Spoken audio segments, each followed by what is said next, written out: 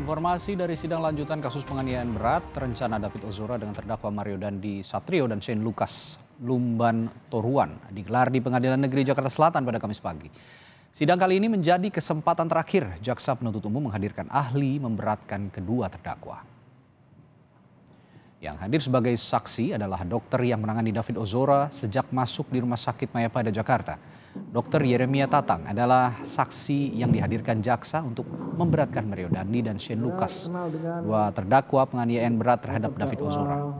Yeremia menangani David selama dirawat lebih dari 50 hari. Selanjutnya mengenai kondisi David dari keterangan saksi, yakni dokter yang menangani David di rumah sakit, kita temui rekan Tifal Solesa di Pengadilan Negeri Jakarta Selatan. Tifal, apa yang diutarakan dokter mengenai kondisi David saat dianiaya Mario Dandi dan kawan-kawannya?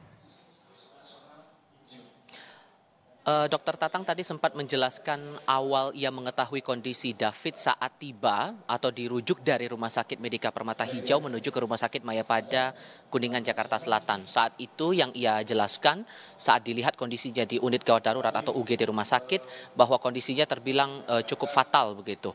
Ia mengalami koma, tidak memberikan respon apapun, diberi rangsangan tertentu oleh dokter yang berjaga di sana, kemudian juga mengalami sejumlah luka pada bagian wajah dan mata begitu.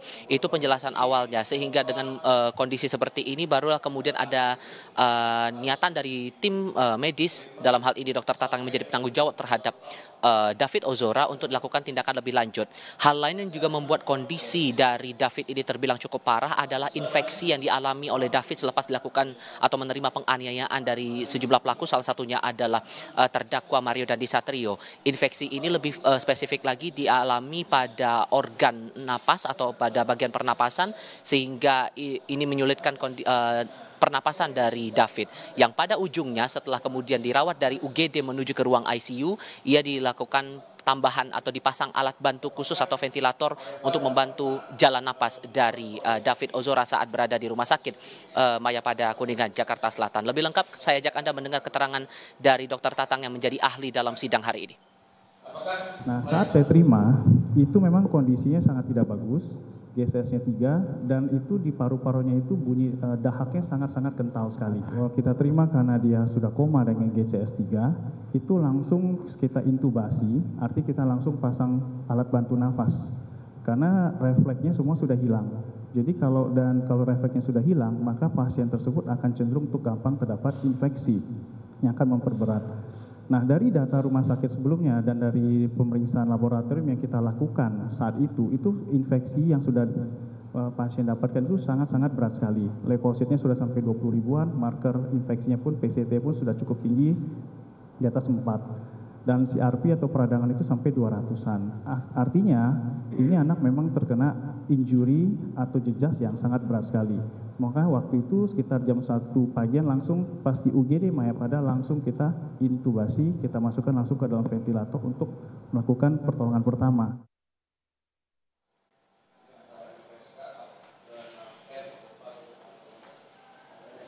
Kita perlu ingat juga, Radi, pasca penganiayaan yang dialami oleh David Ozora ini, David mengalami sejumlah luka, terutama cedera fatal pada bagian syaraf. Inilah yang kemudian didiagnosis oleh dokter mengalami cedera stadium 2 begitu ya.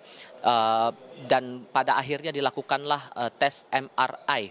Dalam tes MRI disebutkan juga oleh Dr. Tatang dalam kesaksiannya hari ini sebagai ahli di muka sidang, ia menemukan ada bercak putih, efek dari penganiayaan. Bercak putih ini ditambah lagi tidak ada pendarahan di kepala, sehingga menurut Tatang tadi dalam keterangannya, ini menunjukkan bahwa cedera yang dialami pada syaraf David ini terbilang cukup serius, dan ini mempengaruhi sejumlah aspek baik itu dari segi motorik maupun juga psikologis. Inilah yang membuat kondisi dari David ini disebut tidak akan bisa atau sulit untuk pulih 100%. Yang pada ujungnya setelah dilakukan perawatan selama 53 hari di Rumah Sakit Mayapada Hospital, begitu di Rumah Sakit Mayapada Kuningan Jakarta Selatan, ia masih harus menjalani terapi lanjutan di rumah dengan pantauan tim medis khusus. Radi. Ya, Tifa, lalu bagaimana dengan kondisi David Ozora saat ini? Disebutkan dari pihak keluarga David Ozora bahwa kondisi dari David ini sudah 80% pulih. Itu keterangan yang kami dapatkan dari ayah David, Jonathan Latumahina, yang hadir pada hari ini memantau perjalanan sidang ahli dari Jaksa Penuntut Umum di ruang sidang utama Pengadilan Negeri Jakarta Selatan. Ia menyebutkan bahwa sejumlah terapi masih terus dilakukan, baik itu fisioterapi, terutama adalah terapi bicara. Karena perlu dipahami, karena kondisi syaraf ataupun juga cedera syaraf yang dialami David ini terbilang cukup serius dan masih terus perlu pembaruan ataupun juga perlu perbaikan secara perlahan begitu. Inilah yang kemudian masih akan terus dijalani oleh David Ozora setidak-tidaknya sampai dengan bulan November tahun 2023 nanti, dan itu dipantau juga oleh tim medis khusus yang terus mengawal, terus membantu, terus mendampingi David selama terapi itu berjalan.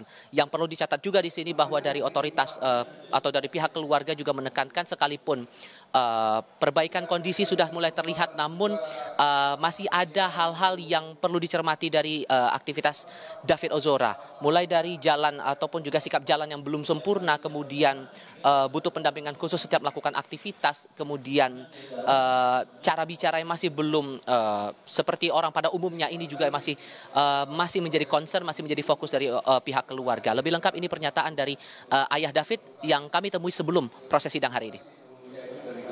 Target 24 menit untuk orang sehat berjalan, 24 menit itu orang sehat itu akan mengalami perubahan detak jantung, heart rate, kemudian saturasi oksigen. Nah, David ini sampai kemarin yang terakhir tuh masih di 18 menit, jadi 18/24. Kalau di persentase berapa ya? 80 kali ya. Kalau kita keluarga mah simpel aja. Kalau dia nggak mau bayar, ya diganti kurungan aja. Kenapa nilainya banyak? Biar makin lama dia dikurung. Harapan dari keluarga gitu aja. Sesederhana itu. Urusan mau dibayar apa kagak itu nanti di pengadilan aja. Tapi harapan kami adalah ketika nilai tersebut menurut dia terlalu berat atau nggak masuk akal, ya ganti aja pakai kurungan. Yang Anda dengar tadi pada bagian akhir keterangan dari Jonathan Latumahina ini merespons dari restitusi yang masih terus diupayakan oleh penasihat hukum Mario Dandisatrio untuk tidak dikenakan kepada kliennya. Responnya diharapkan kemudian kalaupun tidak mampu untuk membayar restitusi yang ditetapkan oleh Lembaga Perlindungan Saksi dan Korban atau LPSK senilai 120 miliar lebih itu, maka penggantinya adalah kurungan penjara saja. Tapi di sisi lain kalau kita kembali lagi merujuk pada penanganan pasca perawatan terhadap David Ozora dari rumah sakit ke rumah begitu, dari dokter Yeremia Tatang juga menyebut bahwa setidak-tidaknya ada 3 terapi yang harus dilakukan terhadap David untuk bisa mengembalikan kondisinya, mengembalikan kondisi fisik dan psikologisnya walaupun dikatakan tidak akan bisa pulih 100%, yakni fisiomotorik untuk menjaga keseimbangan tubuh, kemudian juga terapi okupasi untuk melatih motorik halusnya, serta psikoterapi untuk menjaga atau memastikan kondisi psikisnya bisa perlahan-lahan pulih kembali selepas menerima penganiayaan dari pelaku Mario Dandisatrio dan kawan-kawan. Radi. Baik, terima kasih. Laporan langsung Anda, Tifal Solesa dari Pengadilan Negeri Jakarta Selatan.